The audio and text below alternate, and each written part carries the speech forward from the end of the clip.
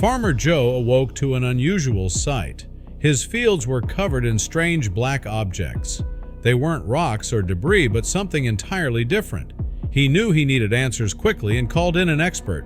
As the man inched closer to the objects, his face grew pale with concern. "Joe, pack your things and get out now," the expert warned. Farmer Joe had never seen anything like this before. He already had one of the worst weeks of his farming career, and he feared that this bizarre discovery would only make things worse for him. He had only been away from his beloved field for a couple of days.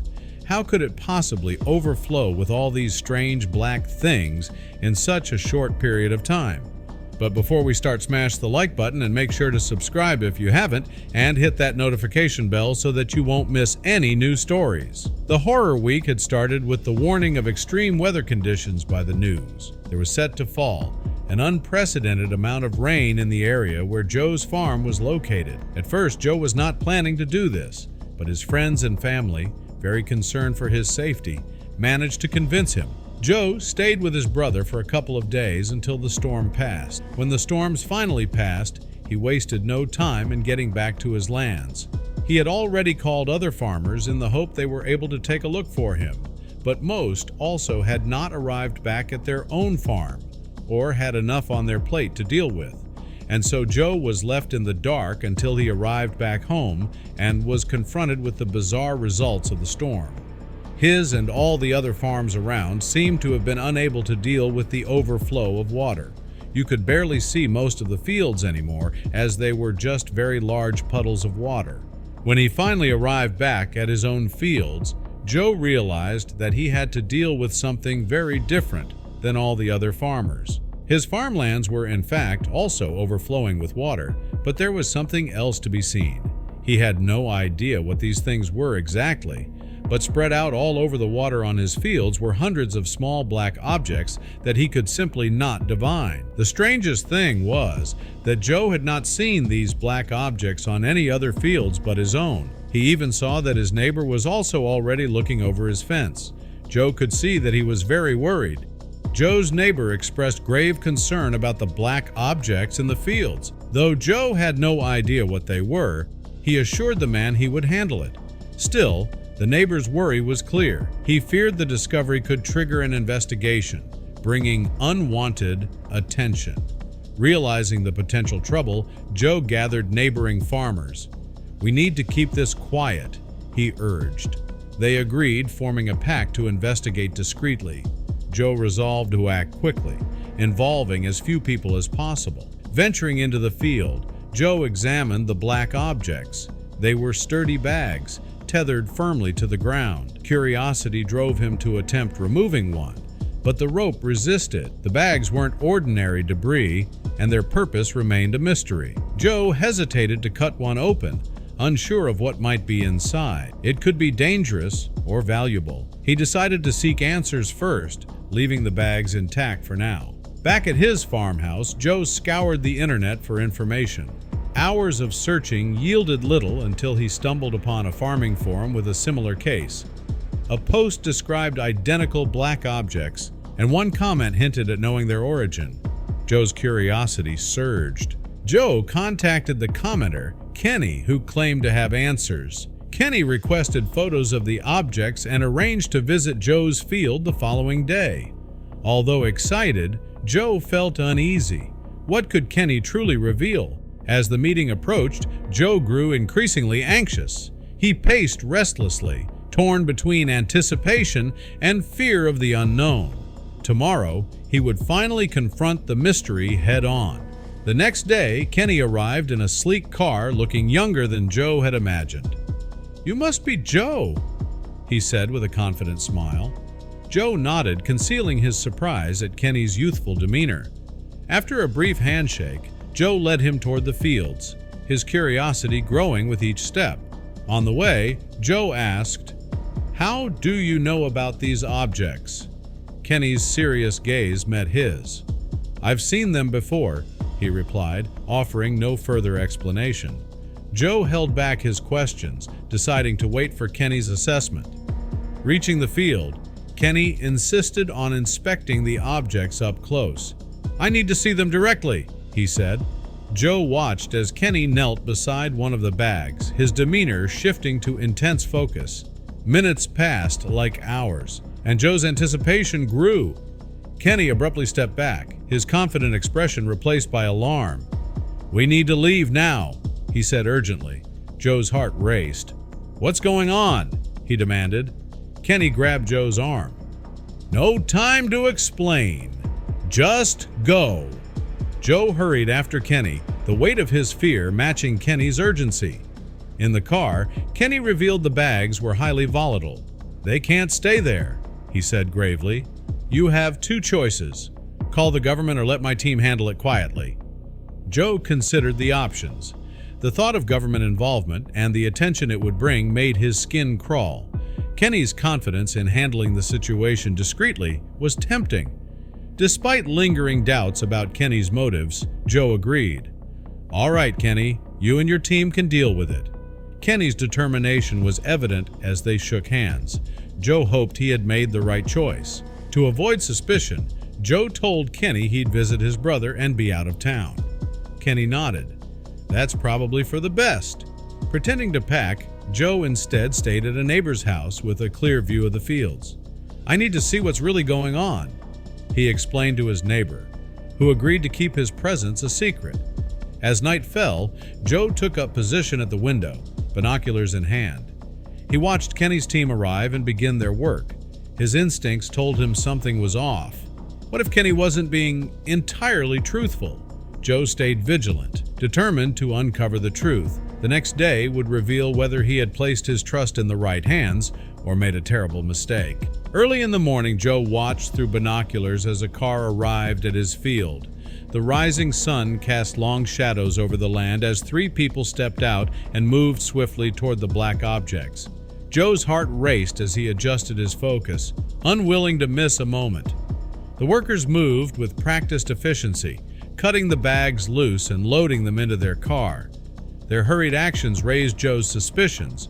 Why were they rushing, and why weren't they wearing protective gear if the bags were so dangerous? Joe's unease grew. Something was definitely off. Determined to uncover the truth, Joe decided to retrieve one of the bags himself. Waiting for a moment when the workers' backs were turned, he slipped out of his neighbor's house, crept toward the field, and cut one bag loose. Heart pounding, he carried it back to safety, hiding it in his neighbor's backyard. Wearing a leftover hazmat mask, Joe carefully opened the bag. His hands trembled as he cut through the tough material, revealing its contents. His eyes widened in shock at what he found.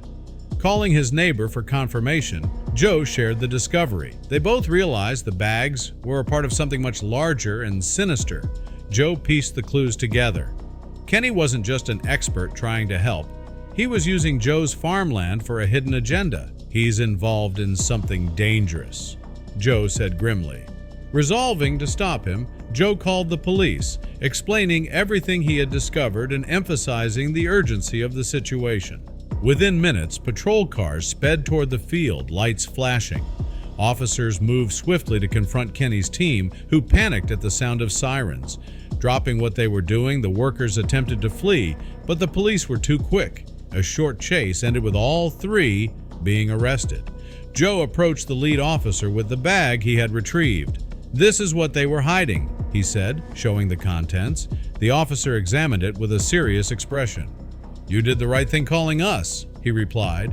Joe felt a wave of relief, knowing the police would handle the situation from here. The police began questioning the arrested workers to locate Kenny, the apparent ringleader.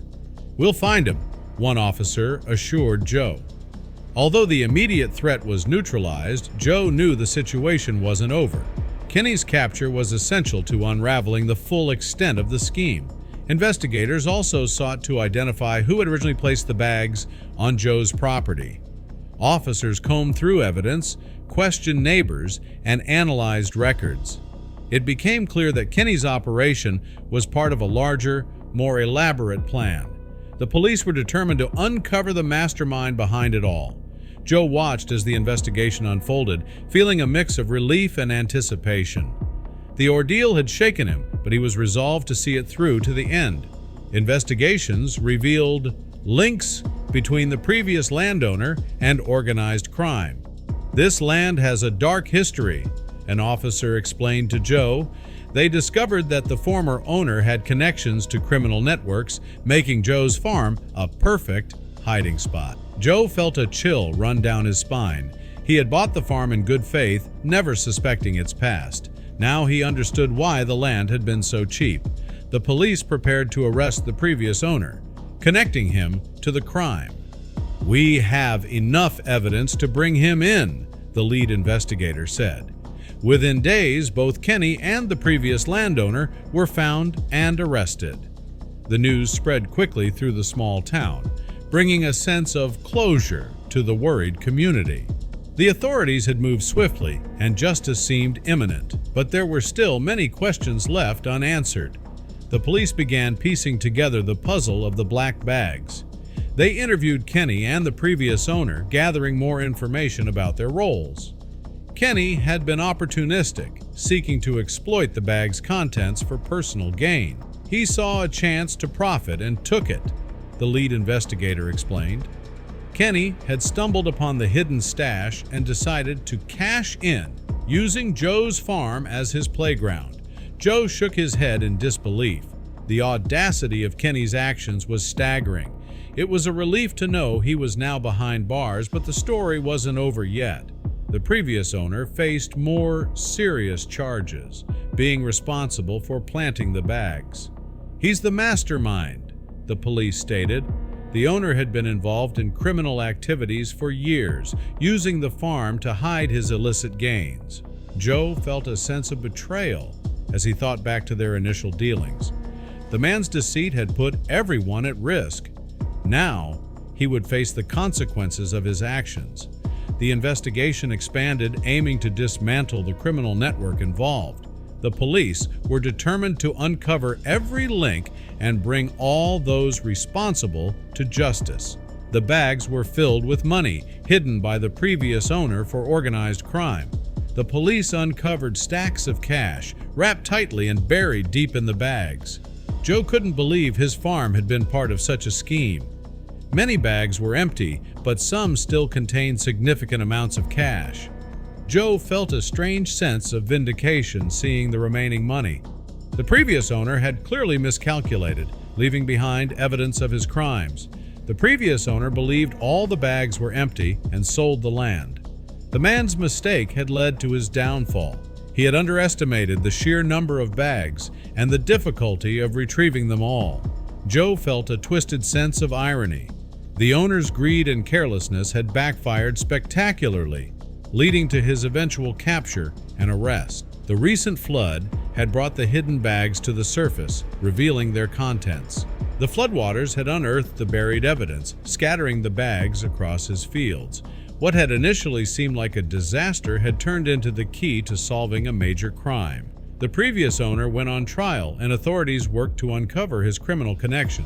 The courtroom buzzed with tension as details of his illicit activities were laid bare. Joe attended the trial, watching as justice was served. The man's network was slowly dismantled, piece by piece. "It's over," Joe thought, feeling a weight lift from his shoulders. The ordeal had been long and harrowing, but finally, the truth had prevailed.